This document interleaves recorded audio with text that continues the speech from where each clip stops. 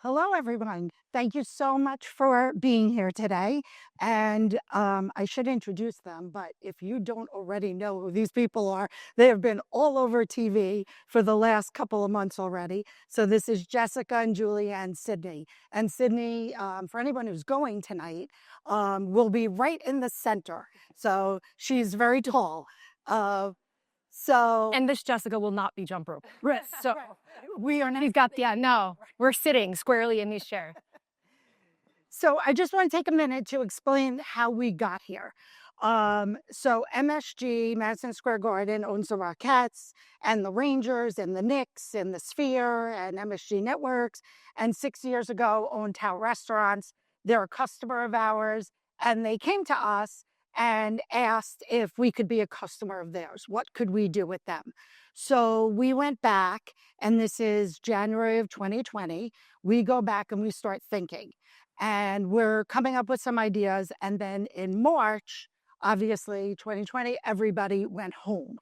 So we decided to ask if Tao Restaurants would do some virtual cooking events with us. So the head chef, Ralph from Tao, set up a studio in his house in Staten Island, New York, and we did tons of cooking classes.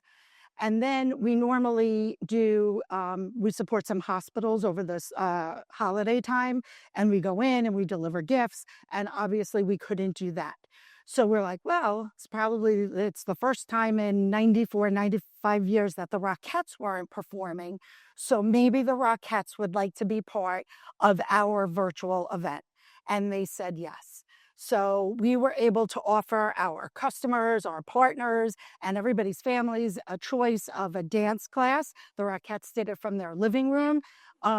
We did a cooking class with Ralph, the head chef, and we did mixology classes and baking classes. And it was spectacular. So then everybody went back to work.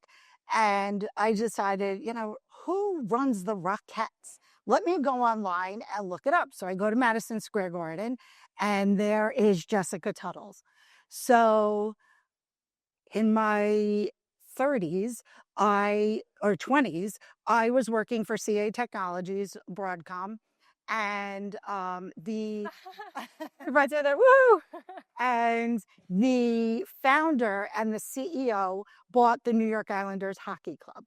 And they asked if I would like to run marketing for the New York Islanders. I was like, okay, technology to sports, I'll give it a try. And I go over there, and Jessica is on the marketing team. So I was she was Jessica Cisa, which I still sometimes call you. And I went to Jess's wedding, and we've known each other for 24 years. And it was wonderful to reconnect. We were both 15, though. It wasn't 20. Yes, no. We've only known each other very short period of time. So, it's just incredible how this scenario and this environment that we're in brings us together and back in touch with so many people. So when I left this event last year, one of the keynote speakers asked all of us to close our eyes and think of something that meant something to them over the year. And I thought about it. I'm like, I've accomplished a lot, and my family is doing great, but there are a few things that I want to do. And I made that a goal for this year. And I accomplished 3 things. So I'm off the hook for the next bill. I could take it easy. And I called Jess, and I was like, what about doing a panel discussion? And she said, sure. So here we are. Yes. So I have some questions that I would like to ask, and please, share anything that you want.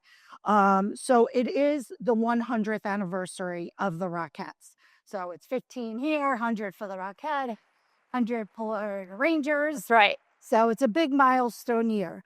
Could you give us a brief overview? Set the stage for us on what goes. Got it. Yes. Yes. And like I said, Dori and I have known each other a long time, but we were very young. So it's not nearly how old we are now. So yes, the Rockettes, they actually started in 1925 in St. Louis, Missouri, which a lot of people don't realize. Yay, Missouri. And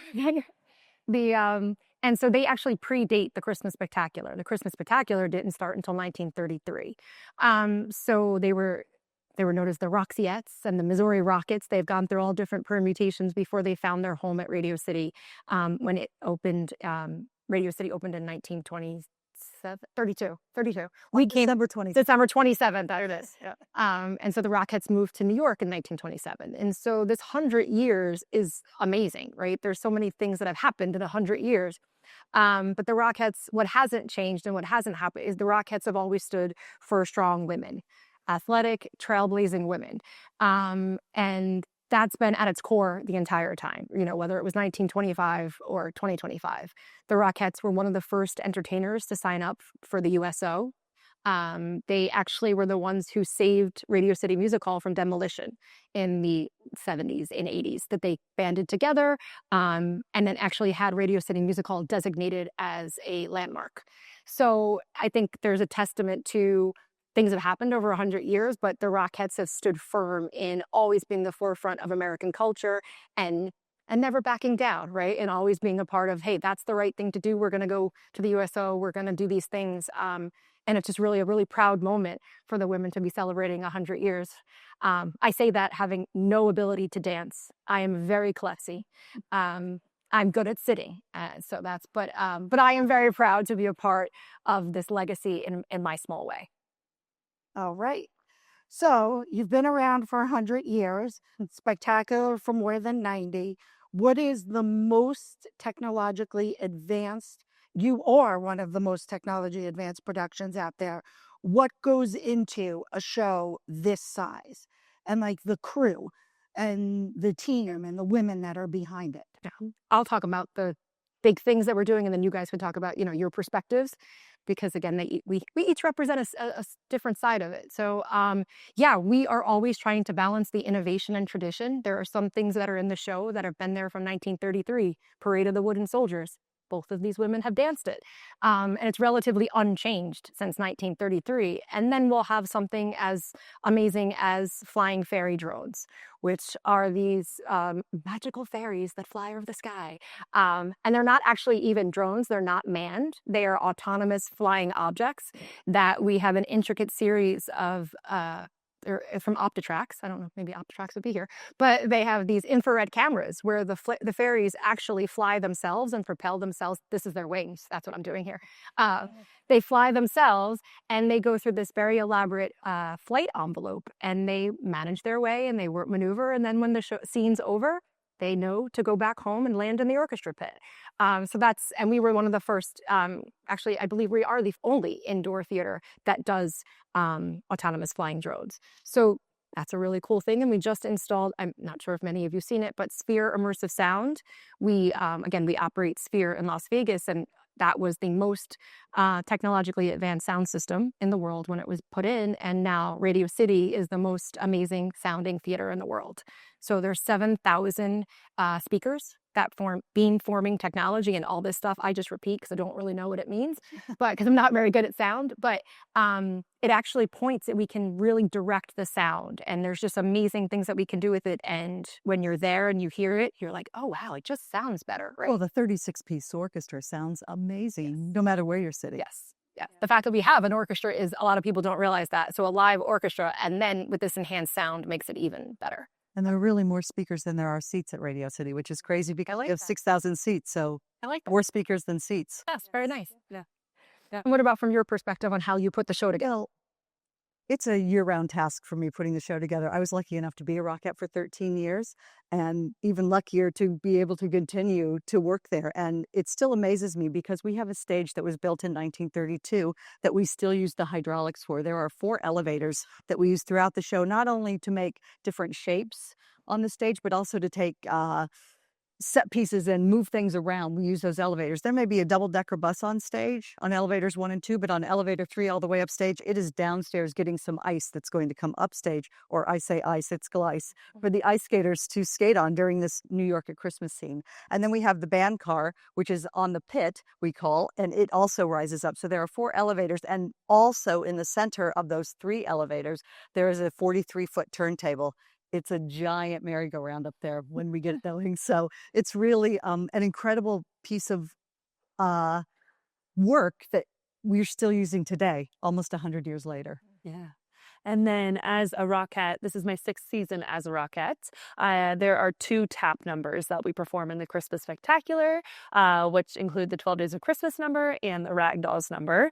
And within both of those numbers, every Rockette has live tap mics on the bottom of their heels. So all the sounds that you hear within the production are live, which is why we rehearse so brazenly to make sure that it is a beautiful, consistent, and just an experience for the audience, because those taps are so specific. So we work really hard to make sure that those live taps give the audience that real immersion. And the tap mics in the ragdoll shoes were 3D printing, are made from 3D printing, Yes. and that's where the microphone fits. So another use of technology there. What about the costumes and keeping track of them and putting them on and changing into them? So the costumes are, we joke, but it's very true. Everything is very choreographed at Radio City, and not only the things that we do on stage, but everything off stage is very rehearsed. I change in the same specific location. I take the same pathway to get to that specific location, and that's me as one Rockette. 36 Rockettes on stage, ensemble, crew members, everything. Everything is choreographed. So within our changes, we have a team of dressers. The wardrobe team is phenomenal. They work, I believe they start working on things in the summer, if not year round, to make sure that all of our costumes are fitted to each person perfectly. And they have a whole organization process to make sure that every costume is in the right spot. It lives in the right spot if it's not being worn on stage. And everything is diligently choreographed so that when we do have those quick choreography and costume changes, our fastest one is 78 seconds, which moves from Parade of the Wooden Soldiers into New York at Christmas. And one dresser will help between 2 and 3 Rockettes change for that change. So it's all very rehearsed, like I keep repeating. It's not as if you're just taking off a dress and putting on another dress. Mm-hmm. There's a jacket, there are gloves, there's a hat, there's pants, there's Earrings. socks. Earrings and earrings. I have a musical cue that I have to have my earrings on by that point, and I know if I'm there, I'm on time to make that change, or if I'm running a little bit behind. So everything is very... And I love in Wooden Soldiers too, as after the fall, they pop up and they run off stage, and then you're unzipping the person in front of you. Like you're helping get because zippers, we all know, right, ladies? Yeah. So as they're running off, the woman in front of them, they're unzipping it so they can even get off faster. Every second really counts in those changes. So we do everything that we can to help. But it is all the teamwork. Yeah, makes the dream work, both off stage and on stage. So Julie, you mentioned that you were working on this throughout the year, but not everybody works all year round. So the Rockettes do other things. Right. What are you preparing for? Well, I'm always, as I watch a show, if I'm out of the audience I watch people and how they react to the show, and I think of how I could possibly do things better, or what new thing could we bring to the show to make it that much more spectacular. So I'm pretty much thinking Christmas all year round. And yes, I do listen to Christmas music, even when I'm not. And I actually enjoy it if I'm not responsible for the choreography. So yeah, I'm always working on how we can up our game and keep things fresh and moving forward. Okay. And what about some of your colleagues that they don't dance all year? Do they have other jobs? Yes, so as a Rockette, we are available for the off season as well. We sometimes perform on the Today Show. We've danced at the BMAs, the Tony Awards, the Chico Rivera Awards. So we have things that come up in the off season, whereas when it's Christmas time, we're here every day, all day. But in the off season, this job does give us freedom to do other things, to explore other avenues. We have women who work in finance. This season, I believe we have one accountant and then something in finance. And then we have real estate agents. I, myself, am a professional dancer and model and author outside of Rockettes. And we have moms, we have fitness instructors, things like that. The beauty of the job is that we have freedom to do other things, but then this is our base that we come back to. And the other beauty is that they get year-round health coverage, which is so important. And 401ks. As a dancer, 401k, yeah. Yes, it's a big deal. Yes. As a dancer, that's very rare. So very grateful. And I think as an elder statesman, we're always encouraging you. Like, are you putting in your 401k? Are you doing what you need? Like those things that, making sure that there's like the full life cycle of a Rockette, that while it might be easy for you to hop out of bed and dance now, it gets tiring. And so how are we preparing for your future? Yes. Yeah. Okay. How many shows are there a night? There's going to be up to 5 a day, but I think the most you dance is 4. Correct. I say it like 4 is not a lot, right? Like the most she'll dance is 4. Yes. But no. Yes, we do between 2 and 4, I'd say on average per cast. There are 2 casts. If you are coming tonight, I will be in that show, which is very exciting. Today I'll be performing in the 4, the 7 o'clock, and the 10 o'clock, whereas the other cast did the 10 o'clock this morning and the 1 o'clock today.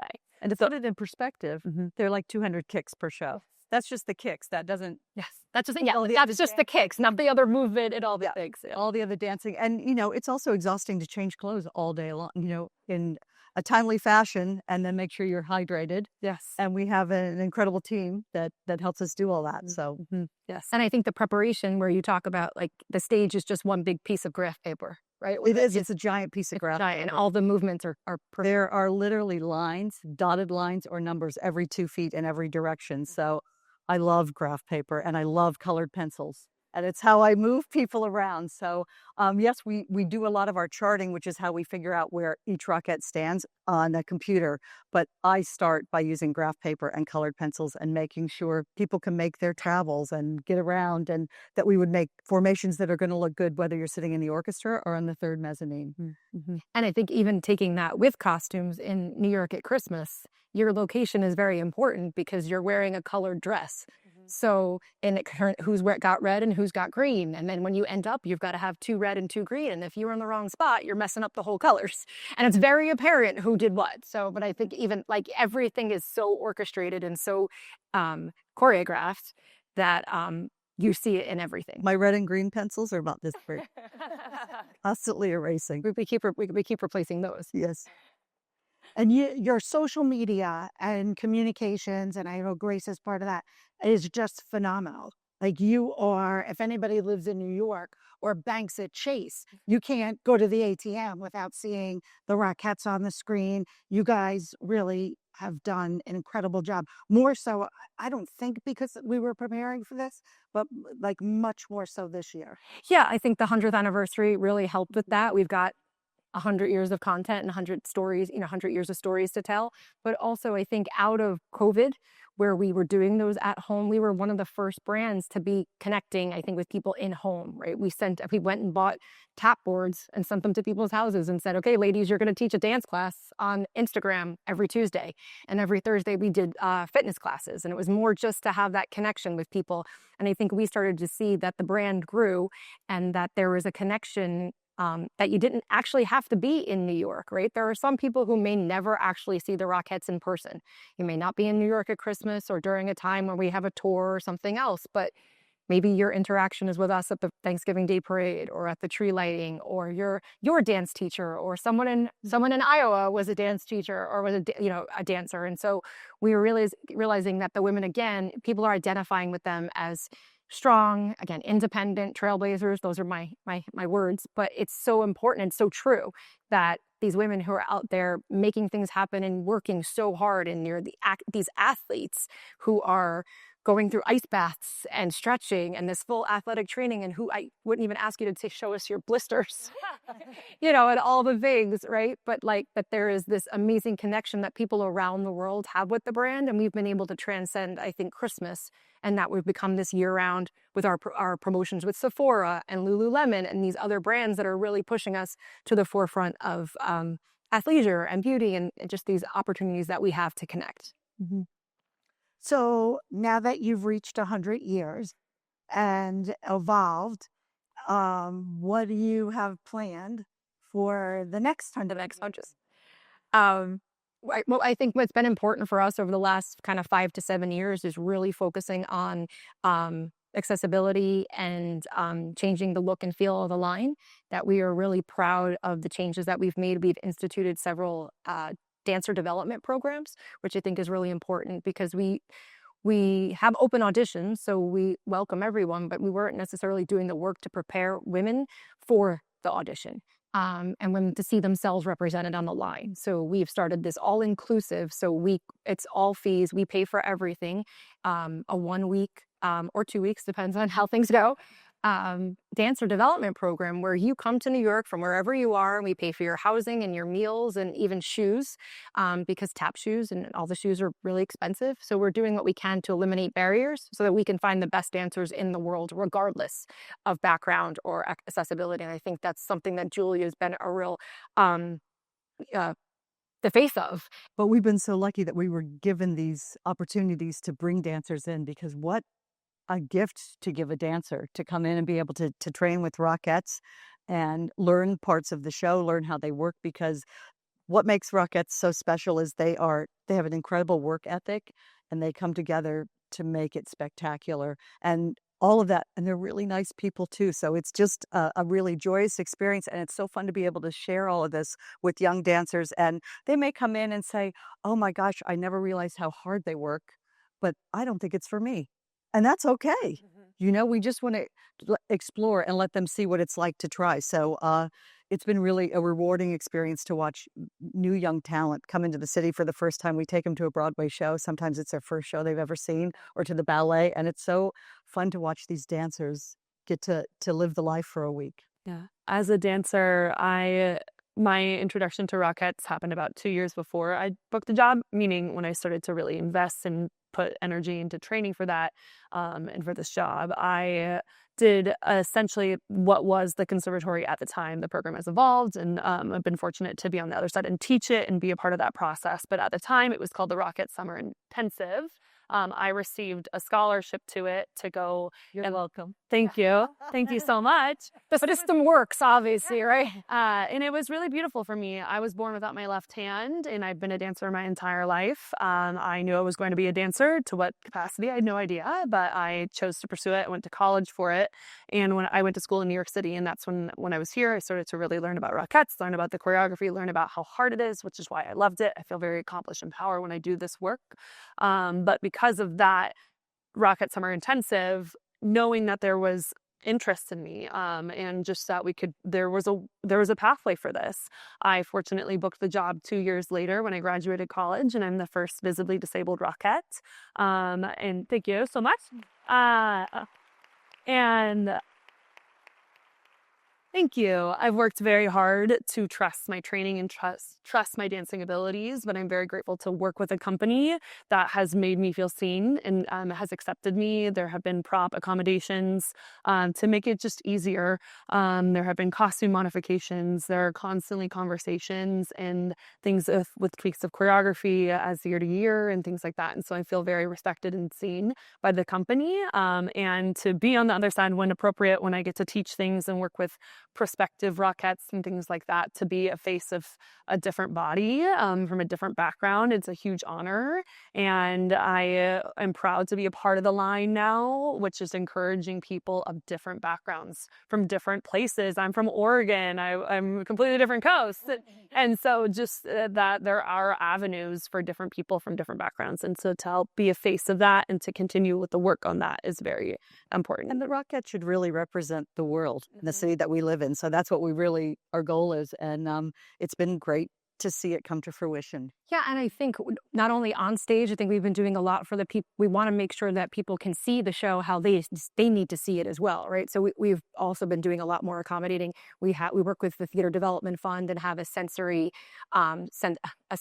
friendly performance where the lights are a little bit brighter, a little dimmer, but brighter in the house, less sounds to make that population a little bit more accommodating. We have sign language performances, closed captioning, open captioning. And there are certain things, and I think the diversity comes in a lot of different ways and from different perspectives and backgrounds. I have a daughter who has some really significant health issues that translates into seizures, which may have been why you want to see me running across to see if I could help over there. But knowing that there are certain triggers and there are certain things that I wasn't aware of it until she was, and now we never had fog warnings or strobe lights, or that we use confetti or we use flying objects. These are all announcements that we have pre-show.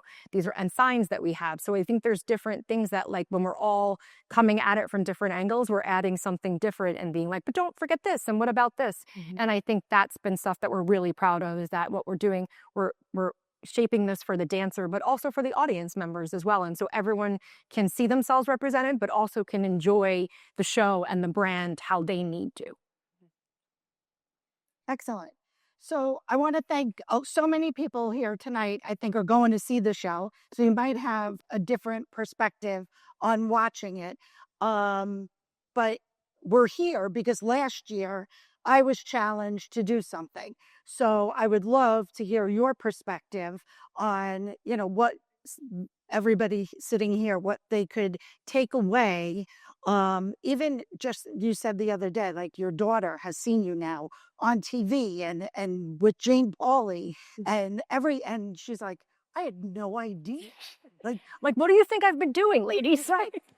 I made my daughter a bridal shower and I had banners and stuff. And she's like, I didn't know you had this in you. I go, what do you think I do all day? Yes. So they really don't. I really have no idea. No, not at all. So what could we help inspire? I think that's a great question because I think that's exactly that. She was like, oh, wait, when I was on stage on 100th anniversary, apparently she leaned over and said to my husband, that's my fucking mother. And I was like, yeah, how about you be a little nicer, But I think that's part of it is that there is, they're like, oh, she works at the Rockettes. But I think it's interesting, too, because I also like to talk about, I run the business of the Rockettes. And I don't think people realize that for MSG Entertainment, the Rockettes is the most profitable property in our portfolio. So, yes, thank you. Right?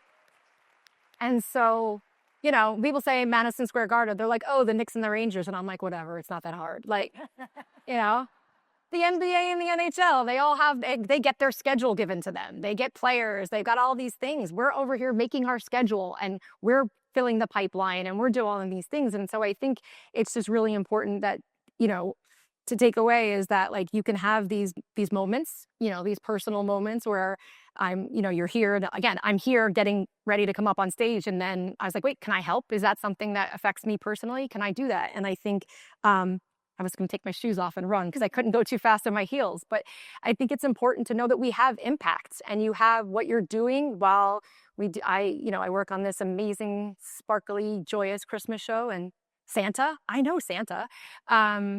But that there is an impact on, and I don't have the impact that Sydney's having, but I have mine in a little different way. But I try to find the way to have that impact to the bottom line of the company, to show off in front of the boys and say, we're better. All of us women are running things, but I think, really with Christmas we do. Yeah. A lot of women are we have running the show. We didn't really talk about No. that, but it's like from Jessica on down. I am the director choreographer of the show, but the people that are associate choreographers were Rockettes that I've trained are dance captains. It's fully women running. diversity for us is hiring a man. Two guys, and out of the 10, and everybody else is women. So it's like it's really great to watch them, to mentor them, and see them grow and shine into a role that they'll probably be doing what I'm doing one of these days.